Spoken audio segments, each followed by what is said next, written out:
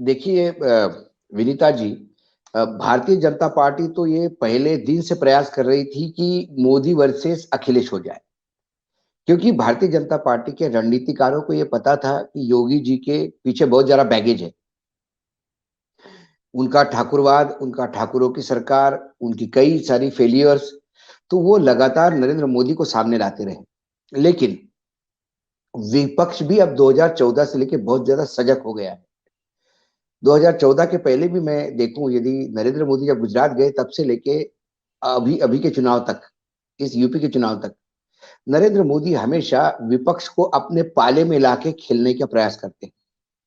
और जैसे ही विपक्ष उनके पाले में चला जाता है, विपक्ष धाराशायी हो जाता है, क्योंकि फिर राष्ट्रवाद, हिंदू मुसलमान और ऐसी बड़ी बड़ी बातें होती है जिसमें विपक्ष ये भूल जाता है कि ये लोकसभा का नहीं, विधानसभा का चुनाव है या नगर निगम का चुनाव है।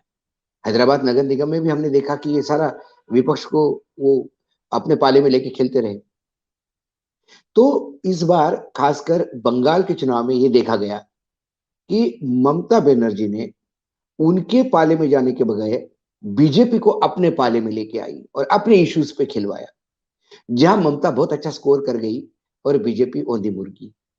वो भले ही कहे कि हम 3 से 73 आ गए, लेकिन बीजेपी को तो 121 में तो लीड उनका लोकसभा में ही हो गया था। अब वो 121 का लीड 73 में आ गया, और 73 से भी कितने उनके साथ रहेंगे भगवान जाने। तो ये बीजेपी की हार थी। बीजेपी उसी 121 के भरोसे, उनको लगा 121 तो हमारे पास है ऑलरेडी लोकसभा के हिसाब से, बस थोड़ा धक्का देना जरूरी है तो हम 200 पार हो जाएंगे और सत्ता में आ जाएंगे। लेकिन वो नहीं हो पाया, वो 100 के नीचे आ गए। इस बार भी अखिलेश हो या कांग्रेस हो या बहुजन समाजवादी पार्टी हो, तीनों पार्टियों को यदि मैं देखूं, इनका जो कैंपेन रहा ये यूपी सेंट्रिक रहा।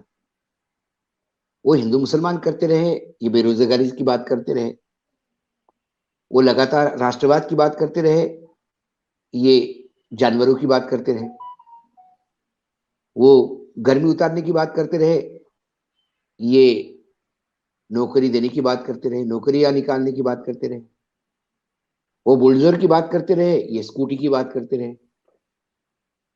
तो बीजेपी के लिए असह्य हो गया कि बीजेपी के ट्रैप में ये विपक्ष आ नहीं रहा है।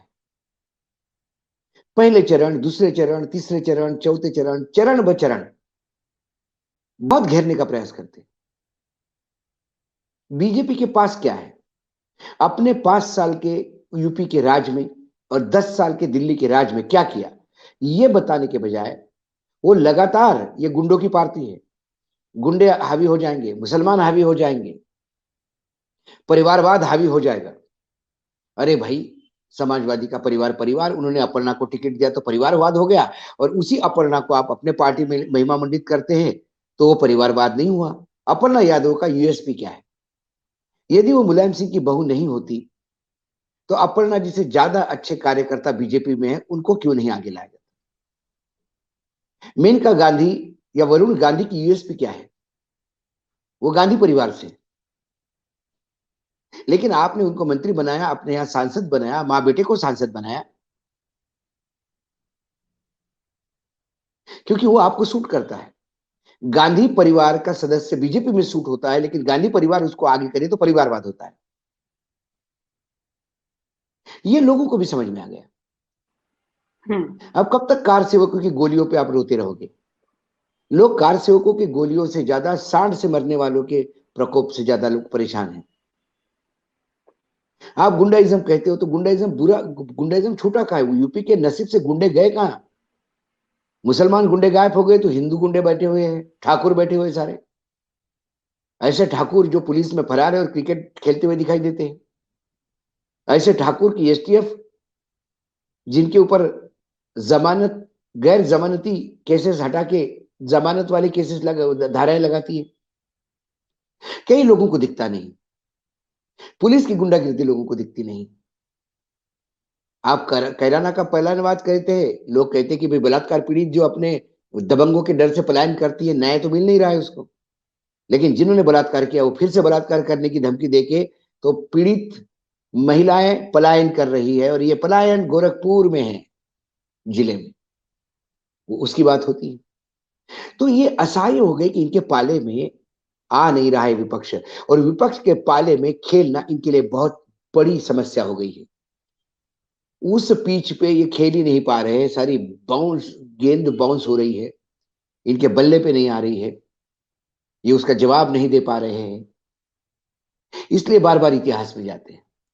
यदि आपको 1947 के 14 जनवरी को याद करना पड़ता होगा, तो आप देख लीजिए, ये इतिहास तब लोग याद करते हैं जब वर्तमान में उन्होंने कुछ किया नहीं हो और भविष्य में मक्खन खाना चाहते हैं सत्ता का। इसलिए लगातार लोग ये बैकफुट पे आते जा रहे हैं। इनका कोई तर्कश का तीर काम नहीं कर रहा है, क्योंकि विपक्ष सुधर गया है। तो बीजेपी को अब अपनी स्ट्रेटेजी बदलनी होगी। विपक्ष को अपने पाले में खिलवाने का काम अब विपक्ष होने नहीं देगा। ये बात बंगाल और यूपी में तो बिल्कुल रेखांकित हुई है, ये उत्तराखंड में हुई है, ये पंजाब में हुई, गोवा में हुई। गोवा में वो राष्ट्रवाद की बात करते रहे, लोग नौकरियों की बात करते रहे, माइनिंग ओपनिंग की बात कर रहे हैं, रोड्स की बात कर रहे हैं, इंफ्रास्ट्रक्चर की बात कर रहे हैं। इन तमाम चीजों से बीजेपी एक बात समझ में आ गई कि ये काट की हंडी बार बार नहीं चढ़ाई जा सकती। ओएसी पे गोलियां चलने के बाद यदि यूपी का मुसलमान क्रोध में कुछ बक देता या बोल देता, तो काम हो गया था भारतीय जनता पार्टी का। उसके बाद तो 300 पार का ही आंकड़ा था। लेकिन ओएसी पे गोलियां चली तो हैदराबाद से लोग आए लड़ने, हैदराबाद से ओएसी के सारे सपोर्टर दिल्ली पहुंच गए कि भाई साहब पे हमला हुआ, तो ओएसी की गोलियां भी खाली चली गई। भाव, आप अखिलेश और मोदी को कैसे आमने सामने देखते हैं इस पूरी तस्वीर में? अखिलेश मोदी के सामने है ही नहीं। हम्म। अखिलेश मोदी की जवाब ही नहीं दे रहे हैं, क्योंकि मोदी जी उत्तर प्रदेश की जनता को लेकर बात नहीं कर रहे। वो यूक्रेन में जो रशिया और युद्ध चल रहा है उसमें बोलते कि एक भारत, मजबूत भारत की जरूरत है, इसलिए तुम अरे भाई, यूक्रेन में रशिया जो कर रहा है वो यहां सांड कर रहे हैं। और आप हमसे जुड़े रहने के लिए सब्सक्राइब करें YouTube पर, फॉलो करें Twitter पर और लाइक करें Facebook पर। और ज्यादा जानकारी के लिए आपको टाइप करना होगा सिर्फ न्यूज नशा।